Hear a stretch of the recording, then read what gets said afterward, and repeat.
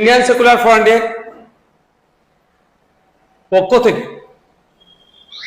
ইতিপূর্বেই আসন্ন বিধানসভা নির্বাচনে যে সিটগুলোতে কন্টেস্ট করছেন সেই সিটের নাম এবং কারা কারা কন্টেস্ট করছেন প্রার্থীদের নাম আমরা ঘোষণা করেছি। দ্বিতীয় পর্বে আমরা বেশ কয়েকটি সিটের নাম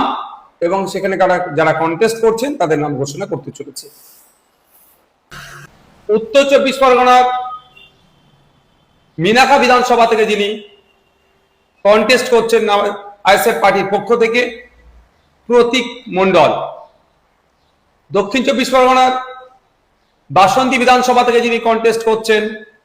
বিশিষ্ট শিক্ষক অসিত রয়, মন্দিরবাজার বিধানসভা থেকে যিনি আইএসএফ এর কন্টেস্ট করছেন অশোক কুমার গায়েন,